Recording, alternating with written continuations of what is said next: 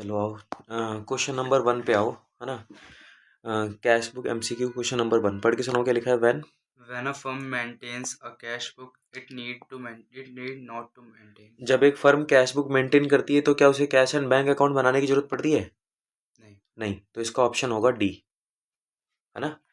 तो भाई journal proper तो बनानी पड़ती है कैश बुक के साथ, परचेज बुक भी होती है, सेल बुक भी होती है, लेकिन cash and bank account laser में नहीं बनाते हैं, जब हम कैश बुक बनाते हैं तो। ठीक है, दूसरे वाले में आओ क्या लिखा है। Double column cash book records only cash transaction, only credit transaction, cash and bank transactions, all the transactions.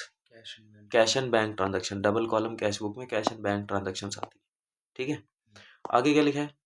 Goods sold for cash are recorded in the goods sold for cash are recorded in cash book, क्योंकि हमने cash में बेचा है ना, तो कहाँ record करेंगे, cash book में रिकॉर्ड करेंगे, है ना। B option. चलो अगला। maintain objective of ना main objective, main objective of maintaining cash book is to ascertain capital of the business. नहीं, कैपिटल तो नहीं निकालते हम कैश बुक, है ना, ये तो नहीं होता है। To ascertain cash purchase of the business, नहीं ये भी नहीं निकलती है इससे। To ascertain cash sales of the business, नहीं ये भी नहीं निकलती हैं। To ascertain cash balance of the business, हाँ ये डी हो सकता है कि हम कैश बैलेंस निकालने के लिए और बैंक बैलेंस निकालने के लिए कैश बुक बनाते हैं, है ना। पांचवा क्या लिखा है पांचवे में। cash book does not record transactions of cash book does not record transactions of cash nature, credit nature, cash and credit nature, none of these. कौन सी ट्रांजेक्शन को रिकॉर्ड नहीं करती है कैश बुक? क्रेडिट वाली, यानी कि ऑप्शन बी, है ना। छठे में क्या है। cash book maintains record of cash book maintains record of all cash purchases, all cash purchases and sales, all cash receipts, all cash payments, all cash receipts and payments. बताओ। cash हाँ, receipts and payments, मतलब purchase और sale तो आती ही हैं, अगर rent मिला तो वो भी आएगा, रेंट दिया तो वो भी आएगा, रिसीप्ट्स एंड पेमेंट्स। सेवंथ वाले पे आओ, सेवंथ में क्या है। credit transactions are recorded in the cash book credit transactions are recorded in the cash book in debit, in credit, in debit और credit, neither in debit nor in credit. बताओ। कहीं नहीं रिकॉर्ड करते, credit transaction cash book में आती नहीं है, neither in debit nor in credit, है ना। तो ये तो हो गया। चलो अगले उस पर आओ, अगले 8वें क्वेश्चन में क्या लिखा है। balance of cash column of cash book always shows a cash the balance. Balance of cash column of a cash book always shows a debit balance, always shows a. Debit balance. भैया आपने क्या बोल दिया मुझे समझ नहीं आया। तो ऐसे समझो कि जैसे ये मैंने बनाई कैश बुक, क्या बनाई, Cash book. दोनों साइड दो दो कॉलम होते हैं, cash column bank column, cash column और Bank column. Bank column. तो मान लो मेरे पास आए 5 लाख रुपए, है ना। मेरे पास आए कितने, 5 लाख रुपए. मान लो कैश कॉलम में मेरे पास आए 5 लाख रुपए और गए 1 लाख, है ना। आया कितना, 5 लाख. और गया कितना, 1 लाख. 1 लाख। तो बताओ कितना बच गया, 4 लाख. 4 लाख। ये यहाँ पे 4 लाख बच गया, यहाँ पे लिख दिया बैलेंस सीडी। बैलेंस सीडी मतलब इतना बच गया, बैलेंस सीडी मतलब इतना बच गया. अब ये बचा भले ही क्रेडिट साइड में है, लेकिन है तो ये डेबिट बैलेंस, क्योंकि डेबिट साइड कितने की थी, 5 लाख की, और क्रेडिट साइड कितने की थी, 1 लाख की। तो जो 4 लाख बचे हैं वो हैं तो डेबिट के ही, है तो। और कभी कैश कॉलम बड़ा नहीं हो सकता, कभी कैश कॉलम बड़ा नहीं हो सकता। भाई जब आपके पास पैसा ही आया 5 लाख तो 6 लाख जा कैसे सकता है।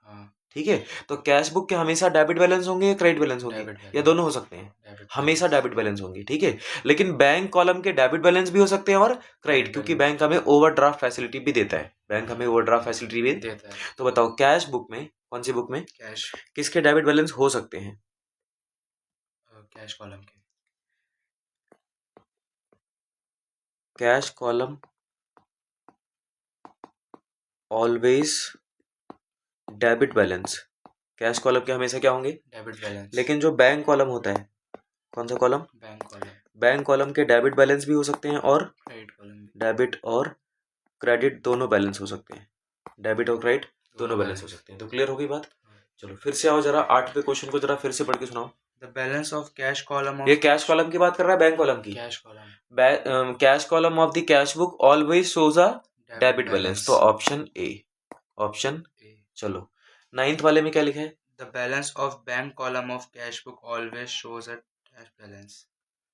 बैंक कॉलम तो चाहे डेबिट भी शो करता है और क्रेडिट भी शो करता है, तो ऑप्शन बताओ कौन सा होगा। सी, आइदर डेबिट और क्रेडिट, या तो डेबिट बैलेंस को करेगा या फिर क्रेडिट बैलेंस। चलो 10वें पर आओ। Debit balance of bank account in cash book shows. फिर से पढ़ो। Debit balance of bank account in cash book shows. Debit balance of bank account, debit balance of bank account in cash book, है ना। हाँ। Cash book में bank account के debit balance का मतलब क्या होता है? Total amount deposited into bank, total amount withdrawn from bank, deposit amount in bank, overdraft. क्या मतलब होता है इसका? Debit balance. डेबिट बैलेंस का मतलब बैंक में पैसा जमा है कि बैंक से पैसा निकाल रखा है? नहीं, बैंक जमा है। जमा है। हाँ। डेबिट मतलब एसेट हाँ। और क्रेडिट मतलब लायबिलिटी। तो ओवरड्राफ्ट तो लायबिलिटी होती है, इसका मतलब सी ऑप्शन हो जाएगा इसका, deposit in bank column, deposit in bank column, deposit amount in bank, है ना। चलो 11वें में क्या लिखा है? On 1st April 2023, balance of cash column of cash book was rupees 40,000. After receiving interest rupees 800 from bank, withdrawing rupees 8,000 from bank, and after purchasing goods for rupees 15,000 at 10% cash discount, the balance of cash will be cash का balance कितना होगा? पहले एक बार बताओ, हमारे पास balance था कितना? 40,000. 40,000 हमारे पास बैलेंस था कितना? 40,000. और 40,000 फिर हमें बैंक से इंटरेस्ट कितना मिला? 800. इंटरेस्ट मिला तो कैश बढ़ेगा या कम होगा? इंटरेस्ट मिला, हाँ। कैश बढ़ेगा। कुछ नहीं होगा। इंटरेस्ट मिला तो बैंक कॉलम में जाएगा ना, कैश कॉलम में क्यों आएगा? समझ गए? तो ना तो ये बढ़ेगा ना ही कम होगा, ठीक है। फिर आगे लिखा है rupees 8,000 withdrawn from bank, bank से 8,000 रुपये निकाल लिए, तो कैश बढ़ेगा कम होगा? बढ़ेगा। कुछ नहीं होगा। विड्रॉ करें ना, कैश तो आएगा। विड्रॉन 8,000 फ्रॉम बैंक, अच्छा हाँ, पर्सनल यूज के थोड़ी निकाले हैं। अगर पर्सनल यूज लिखा होता तो कुछ नहीं होता, है ना। इसने 8,000 निकाले हैं तो कैश बढ़ जाएगा। कैश हमारा बढ़ जाएगा। कितने रुपए से? 8,000 रुपये से। तो 40,000 का था, अब कितना हो जाएगा? 48,000 हो जाएगा। फिर इसने बोला कि हमने गुड्स परचेज करे हैं कितने के? 15,000 के, 10% डिस्काउंट पे, तो 15,000 के तो गुड्स थे, उसका 10% माइनस करो, 13,500, है ना। यानी कि जो गुड्स 15,000 के थे उनके लिए हमने पेमेंट कितनी करी होगी? 13,500। कैश में करी है पेमेंट या क्रेडिट में? कैश में। तो पैसा जा रहा है। 48,000 में से 13,500 माइनस करवा दो, 13,500 तो 35, ये आ जाएगा 34,500। कितना आ जाएगा? 34,500। देखो ऑप्शन है कहीं? हाँ, डी ऑप्शन है ना। डी ऑप्शन हो जाएगा इसका 11वें का, है ना। अच्छा क्वेश्चन था, इसमें ये समझना पड़ा कि 8वें जो 800 है बैंक से इंटरेस्ट मिल रहा है उसका कुछ नहीं करना, और बच्चा क्या करेगा, देखेगा रिसीव प्लस, ठीक है। चलो 12वें में आओ, क्या लिखा है? Features of cash book is, cash book के फीचर्स क्या हैं? डेबिट एंड क्रेडिट साइड होती हैं, पार्ट ऑफ लेजर है, recording of cash and bank transaction है, ऑल दी अबव, सारी हैं ये तो, सारी कैश बुक के फीचर्स हैं, है ना। चलो 13 पे आओ। 13 में क्या लिखा है? Similarity of cash book and journal is, journal और कैश बुक की सिमिलरिटी क्या है? Recording in both made from source documents, सही बात है। Transactions are recorded in both chronological order, ये भी सही बात है। बोथ हैव लेजर फोलियो, ये भी सही बात है ना। All of the above, all of the, ये सारी सिमिलरिटीज हैं। अच्छा 14 में क्या लिखा है? Transactions on the credit side of bank column of cash book depict, transactions on the credit side of bank column, transactions on the credit side of bank column of the cash book, transactions on the credit side of the bank column of the cash book depicts amount deposited in bank. नहीं, देखो ये बोल रहा है credit side में है transaction, कौन सी side में? Credit side. ये लो मैंने बना ली कैश बुक, ये डेबिट साइड, ये क्रेडिट साइड। डेबिट साइड का मतलब पैसा आ रहा है, क्रेडिट साइड का मतलब पैसा जा रहा है। तो अगर हम क्रेडिट साइड में लिखते हैं मतलब पैसा जा रहा है। Transactions on the credit side of bank column of the cash book depicts, इसका मतलब क्या होता है? अमाउंट डिपॉजिटेड इन बैंक, नहीं, जब जमा करवाते तो बढ़ जाता, डेबिट में आता। अमाउंट विड्रॉन फ्रॉम बैंक, हाँ ये हो सकता है। Amount deposited as well as withdrawn from bank, no, C option होगा, सॉरी बी ऑप्शन होगा, अमाउंट विड्रॉन फ्रॉम बैंक, है ना। अच्छा मतलब सोचने पर दिमाग लगाना पड़ रहा है हमको इसमें थोड़ा सा, है ना। चलो 15 में क्या लिखा है? Similarity of cash book and ledger is, cash book और लेजर की सिमिलरिटी बतानी है ना। सबसे पहले क्या लिखा है? Format of cash book resembles to ledger, हाँ क्योंकि लेजर में भी सेम फॉर्मेट होते हैं, ऐसी तो होता है, और कैश बुक भी तो ऐसी बनती है। तो ये फॉर्मेट रिजेंबल्स सेम होते हैं, मतलब एक तरीके से लगते हैं, है ना। Cash book is balance just like ledger, हाँ लेजर के भी बैलेंस निकालते हैं बैलेंस शीट ही, और कैश बुक में बैलेंस शीट निकालते हैं, दोनों चीजें हैं। The words to and by are used in both, वहां भी टू और बाई लिखते हैं और कैश बुक में टू बाई लिखते हैं। ऑल दी अबव, सारे ही हैं ना, सारी सिमिलैरिटीज हैं, सारी क्या हैं, सिमिलैरिटीज हैं। फिर आगे क्या लिखा है, Which of the following will be recorded as contra entry? बोल रहा है कौन सी ट्रांजैक्शन को कॉन्ट्रा एंट्री के तौर पर रिकॉर्ड करेंगे। तो पहले आप मुझे ये बताओ कि कॉन्ट्रा एंट्री होती क्या है। जो बैंक क्या बोलते हैं, बैंक में पैसा जमा करवाना या बैंक से पैसा निकालना, उसे कॉन्ट्रा एंट्री बोलते हैं। लेकिन अगर आपने पर्सनल यूज के लिए पैसा निकाला तो उसे कॉन्ट्रा एंट्री नहीं बोलते हैं।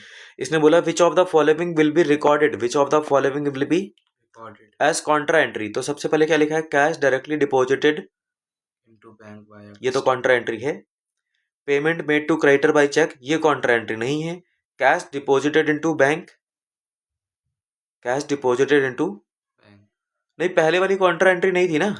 Cash directly deposited into bank by customer, कोई कस्टमर जमा करवा रहा है तो वो कॉन्ट्रा एंट्री नहीं है, हम जमा करवाएंगे तो होगी। तो ऑप्शन सी है ना, कौन सा ऑप्शन होगा, सी।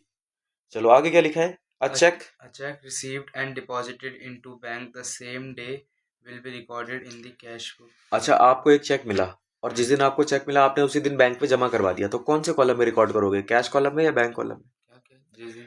जिस दिन जैसे मान लो आपने 1 तारीख को माल बेचा, 1 तारीख को आपको चेक मिला, 1 ही तारीख को आपने जमा भी करवा दिया। माल कब बेचा, 1 तारीख को, चेक कब मिला, 1 तारीख को, है ना, और जमा कब करवाया, 1 तारीख को।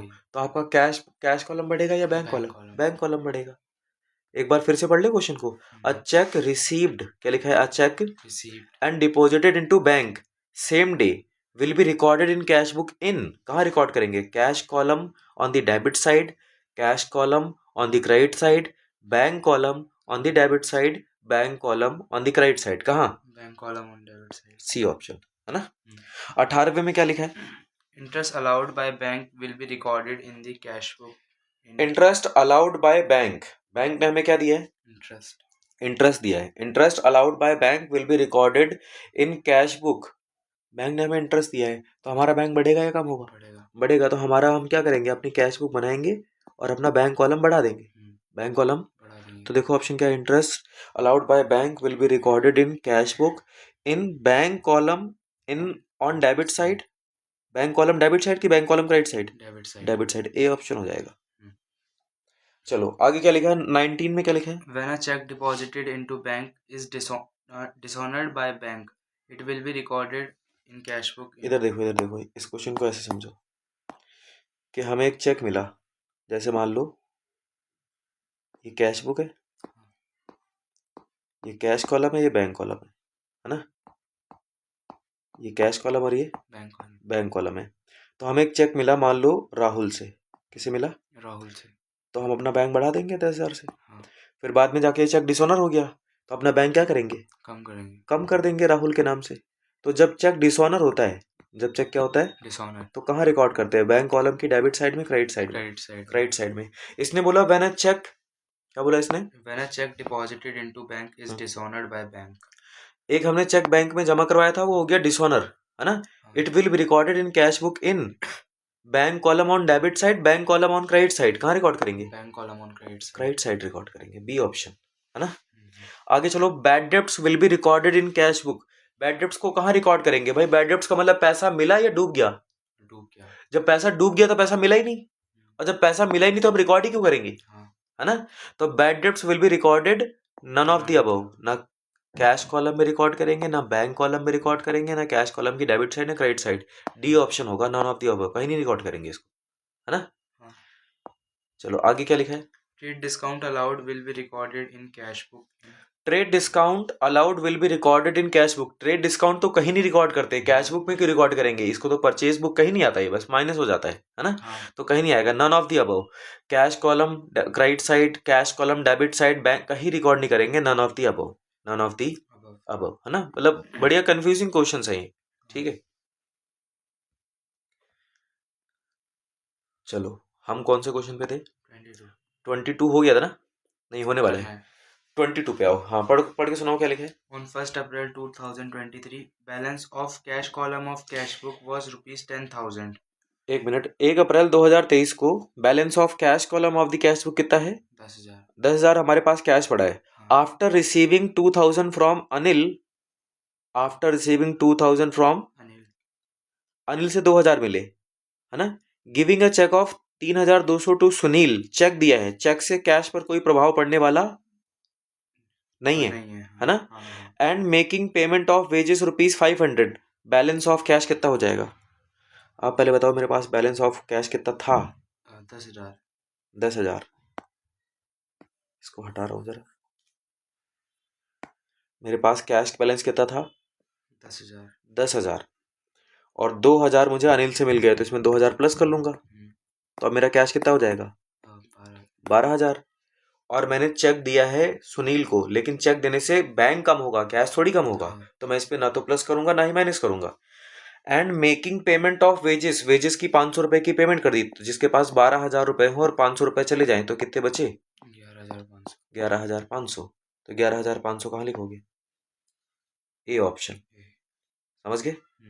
चलो 23rd में क्या लिखा है, पढ़ के सुनाओ। On 1st May 2023, cash book bank overdraft balance was rupees 2,000. On depositing 10,000 into bank and giving a check of rupees 7,200 for rent, the balance will be. इसने पूछा क्या है, 1 मई 2023 को cash book bank overdraft balance कितना है? 2,000। यानी कि cash book का बैंक का नेगेटिव बैलेंस है 2,000। बैंक ओवरड्राफ्ट मतलब negative balance. On depositing 10,000 into bank, on depositing 10,000 into 10,000 रुपये हमने बैंक में जमा करवा दिए, देखो 10,000 जाके प्लस हो जाएंगे, तो 10 में से 2 गए, कितना बचा? 8। अब ये 8 पॉजिटिव के बचे। And giving cheque of 7,200 for rent, 7,200 का रेंट दे दिया, तो पैसा चला जाएगा, तो फिर कितना बचा? 800। Balance will be 800 debit, 800 debit. Credit मत लिखना, डेबिट, डेबिट मतलब पॉजिटिव, डेबिट मतलब पॉजिटिव, है ना।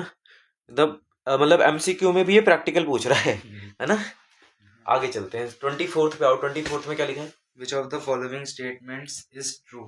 विच of the following statement is true, आपको बताना है नीचे दी गई स्टेटमेंट में से कौन सी सही है। तो पहला क्या है? Cash book is a journal, which, ऐसे लिखा है, which of the following statement is true, which of the following statement is true.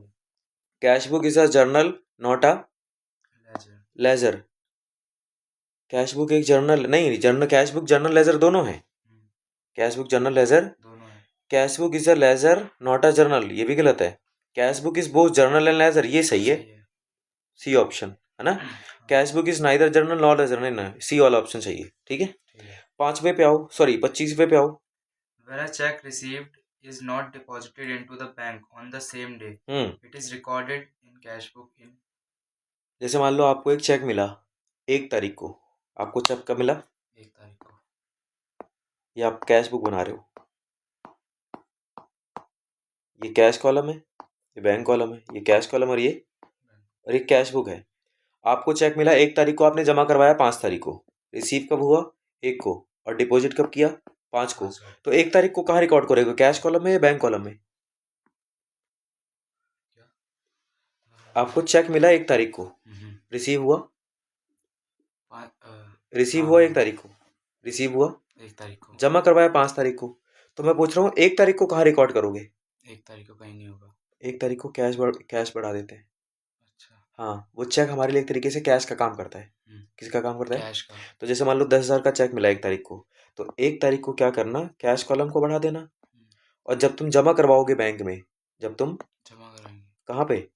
Bank में, 5 तारीख को, तो 5 तारीख को बैंक बढ़ा देना और कैश को कम कर देना, बैंक को बढ़ा देना और कैश को कम कर देना। क्लियर हो गई बात? तो अब जरा फिर से क्वेश्चन को पढ़ो। When When a check received is not deposited into the bank on the same day, it is recorded in cash book, it is recorded in cash book में कहाँ रिकॉर्ड करेंगे? Cash column on the debit side and bank column on the credit side. When a check received is not deposited in same day, it is recorded in cash column on the debit side, नहीं, cash column on debit side, bank column on debit side, कहाँ record करेंगे? Cash column, B option, है ना, debit side. चलो 26 पे पढ़ो, 26 में क्या लिखा है? Which of the following is not recorded in cash book? आपको बताना है नीचे दी गई ट्रांजैक्शन से कौन से सही, सॉरी कौन से रिकॉर्ड नहीं करते हैं कैश बुक में। भाई ट्रेड डिस्काउंट तो रिकॉर्ड नहीं करते हैं, बैड डेब्ट्स भी रिकॉर्ड नहीं करते हैं, और क्रेडिट परचेज को भी रिकॉर्ड नहीं करते हैं, तो सारी रिकॉर्ड नहीं करते हैं। डी ऑप्शन हो जाएगा ये तो, है ना। चलो 27वें पे आओ, 27वें में क्या लिखा है? Which is not contra entry in the cash book? पहले बताओ कॉन्ट्रा एंट्री होती क्या है? बैंक में पैसे जमा करवाना और बैंक से पैसे निकालना, यही दो कॉन्ट्रा एंट्री है। तो कैश डिपॉजिटेड इनटू बैंक, ये तो कॉन्ट्रा एंट्री है। कैश विड्रॉन फ्रॉम बैंक, ये भी कॉन्ट्रा एंट्री है। Cash withdrawn from bank for personal use, ये कॉन्ट्रा एंट्री नहीं है। तो ऑप्शन सी, ऑप्शन C. ये कॉन्ट्रा एंट्री नहीं है। 28वां पढ़ो क्या लिखा है? If the debit as well as credit aspects of a transaction are recorded in the cash book, it is called. If the debit as well as credit aspects of a transaction are recorded in cash book, अगर debit और credit दोनों aspects record हो, it is called Contra entry, है ना, क्योंकि Contra entry होती है जिसके डेबिट और क्रेडिट दोनों एस्पेक्ट को रिकॉर्ड करते हैं। तो ऑप्शन ए। 29 में क्या लिखा है? The balance of petty cash is. Balance, पेटी कैश बुक के जो बैलेंस होते हैं वो हमारे लिए क्या है? Asset. एसेट है, ऑप्शन सी।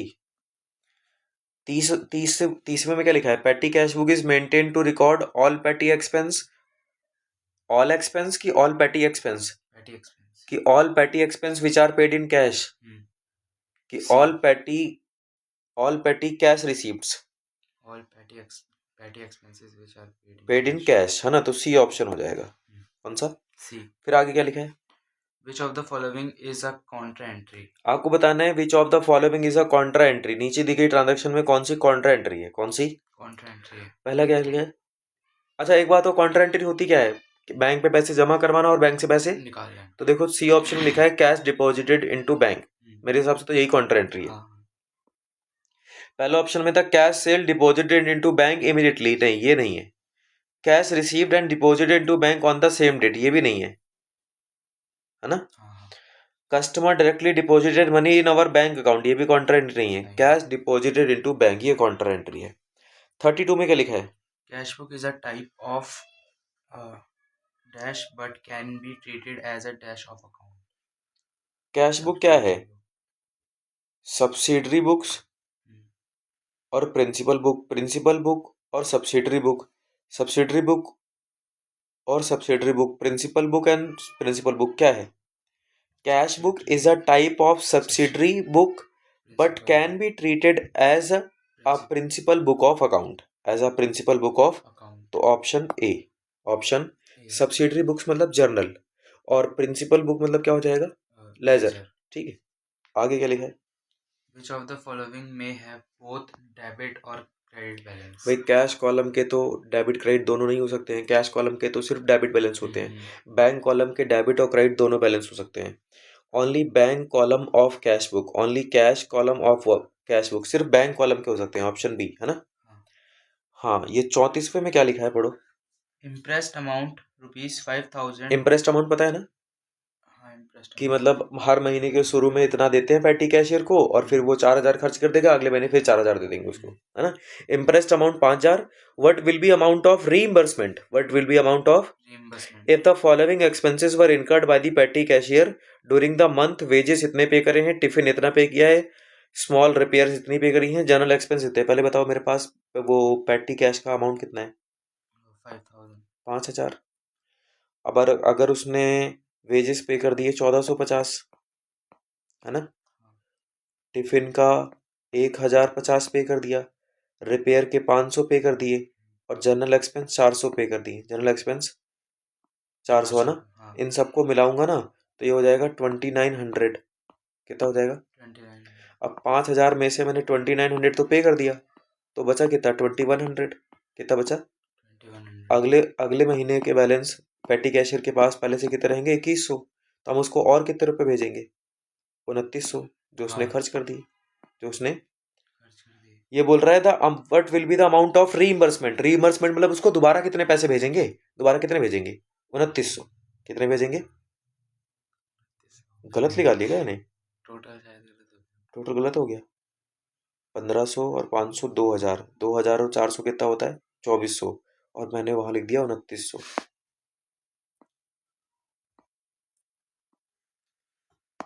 देखो 1450 और 1050 कितना हो गया? 2500। 2500। 2500 और 500 कितना होता है? 3000, हाँ है ना? 3000, हाँ 3000 और ये हो गया 3400, कितना हो गया? 3400। तो 5000 में से 3400 हो गया तो कितना बचा? 1600। हाँ 1600। तो अगले महीने पेटी कैश के बाद 1600 होंगे। फिर बोलेगा भैया 3400 रुपये दे दो। कितने दे दो? तो इसका ऑप्शन आएगा सी, 3400, सॉरी बी। बी होगा ना? हाँ बी, जितना उसने खर्च किया उतना ही तो उसको रिइंबर्समेंट करेंगे, बी ऑप्शन है ना। हम्म। फिर आगे क्या लिखा है? Salary due. Salary due for the month of March will appear in dash side of column. पहले बताओ सैलरी ड्यू का मतलब सैलरी पेड की सैलरी रिसीव्ड? सैलरी ड्यू का मतलब वो सैलरी पे करनी है अभी। से मतलब सैलरी ड्यू का मतलब सैलरी पेड या सैलरी रिसीव्ड? अनपेड होगा। अनपेड। जब तुमने सैलरी पे ही नहीं करी, जब सैलरी ही अनपेड है ना, सैलरी ड्यू मतलब salary unpaid. Unpaid cash book में आएगी नहीं। None of the above, none of the above, D option है ना। चलो आगे चलते हैं, खत्म। बस इतना ही थे ना? ठीक है, अब ये सारे निपटा दिए हमने।